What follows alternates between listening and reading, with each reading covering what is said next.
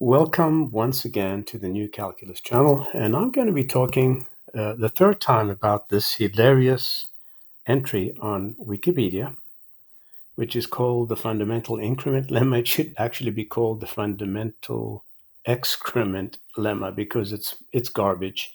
So what it says is that this part here says the lemma asserts that the existence of the derivative. Now, it's not just the existence of one derivative, by the way. They would all have to exist. But you see, in mainstream, academics don't really understand calculus. They don't, for example, know what it means to be a tangent line, for example. They don't know what it means to be for a graph to be smooth. So, to for any graph to be smooth over an interval, so let's say we have an interval like this, and we've got a graph that's going over this interval here. For that graph to be smooth, like that, say, it must only be possible to construct one tangent line at every point in this interval, okay? Only one tangent line. And by the way, a tangent line touches the curve once, extends to both sides, and never crosses it anywhere, okay? That would be just totally wrong.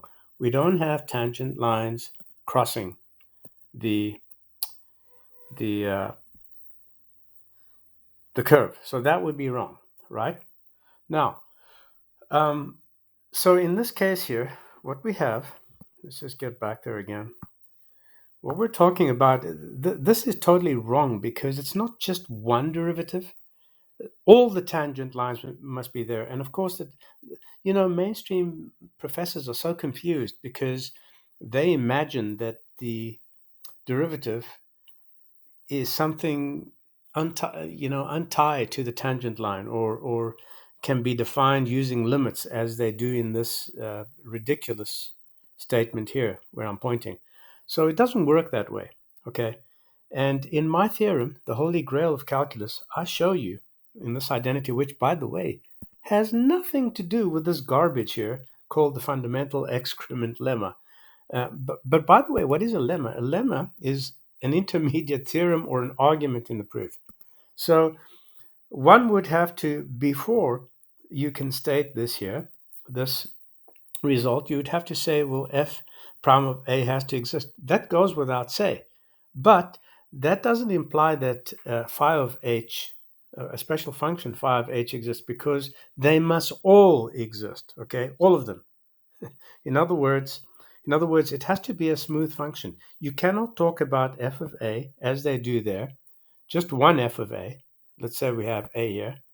You cannot have one f of a like that without the entire uh, interval being smooth, because it makes no sense if you're going to be calculating a secant line slope from one point to another if this here is not smooth.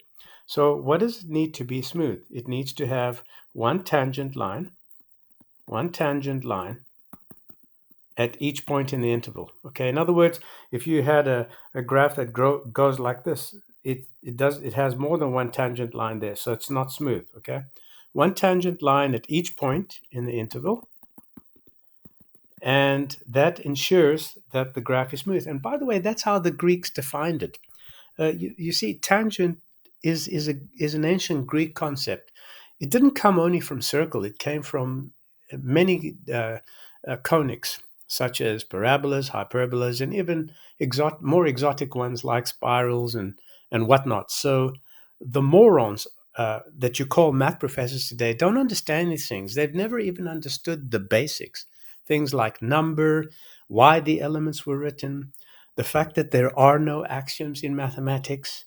Their whole framework of mathematics is built on a pile of rubbish whose foundations are made out of set theory, propositional logic, which both of them are not mathematics, by the way.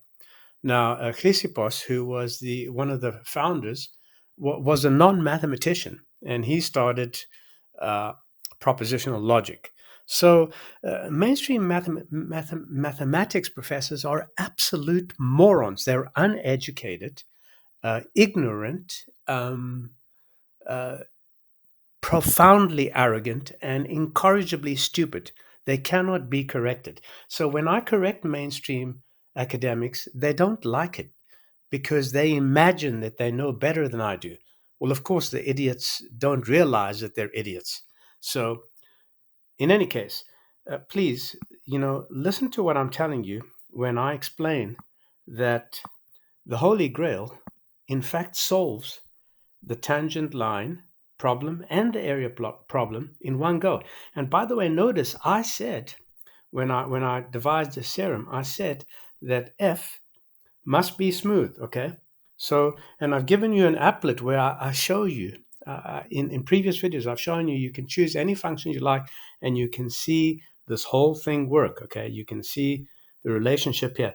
So if you have a smooth function, like you see this blue function here, this relationship is always true. What it means is that the slope of the tangent line will be the green part, the slope difference will be the orange part, and the red slope will be the slope of the secant line. You can't even talk about slope of the secant line if it's not smooth. I mean, think about it. Say you had a graph something like this, and let me go back to black again. Say you had bip, bip, bip, bip, like that, and then like that, and then like that, and then you had a point here and a point here. What does it? What meaning does this secant line here have? It has no meaning. Okay, so you cannot, like that moron Marcus Cliver and those idiots on Wikipedia, talk about a single f prime of a. Okay, it's not a single f prime of a. All of those derivatives must be exist in order for the my historic identity to work. Okay, so the historic identity only works if the function is smooth on this entire interval. And of course, you'll see on sci.math, a conglomeration of morons. Fritz Feldhauser, that vile Jew idiot, Jean-Pierre Massager, who goes by the alias Python, and a lot of others railing against me. But I do know better. And trust me, don't trust me, test what the facts that I'm telling you. And I'll place a link in the applet which will help you to understand that what I'm telling you is true. So at first, what the vile pigs of mainstream mathematics academia did is that they rejected my theorem. Okay, they said it's wrong, including Marcus Kleiber, by the way. The next thing they did was they said, "Oh, uh, we already knew about it." But this this bullshit here that you see here says nothing like what I say in the Holy Grail. Okay, I say that the slope of this red secant line is equal to the slope of the tangent line plus the difference. Okay, that's not what is being said here, by the way. Totally different. But now the more moronic uh, troll and crank called Marcus Cliver claims that I copied this bullshit, which of course is wrong because it contains limits, and this function here is not the same as my xh, but whatever it is, it cannot go to zero, okay? Because it is the difference in the slope of the non-parallel secant line and the tangent line. So I didn't get any of this information from the bullshit that you see on mainstream sites or academia. This came long before. By the way, this was realized from my new calculus. What does my new calculus say? My new calculus says this. Let's just go back. It says that, come on. No, suddenly I can't get back to that one. Okay, so let's get a new one here. So the new calculus says that you find the slope of a tangent line by finding a parallel secant line, okay? I don't use Newton's clown methods where I take a non-parallel secant and bring it close like that. My secant line always gives a correct derivative and it links seamlessly to the integral, okay, which calculates the area. And I showed this and many other things in my free ebook and also in my historic geometric theorem and also in the Holy Grail of calculus. So don't take my word for it. Study what I'm telling you. I do know better. I am a genius. I know better than you. I know better than any other human alive today. So if you dismiss my claims, you're harming yourself. Don't harm yourself. Don't harm your children. Why would you want to do that? Don't spoil the future. If you are a math professor, repent of your stupidity. Don't spoil the future of future aspiring mathematicians. Okay? Please don't. Don't think for a change not of yourself, your arrogant ass, your stupidity, and prov- providing job security for yourself. Think of those students who are studying calculus, which has nothing to do with limits, nothing to do with infinity, and nothing to do with the bullshit of infinitesimals. Right, so I've carried on quite a bit. I encourage you to open the links in the details section, read them, download the applets. I'll place all the links therein and study what I'm telling you. This is the most important knowledge for you to understand calculus. And mainstream mathematicians do not understand calculus. Yes, they know how to use the methods, but they know nothing about calculus. I'm John Gabriel, and this is a new calculus channel.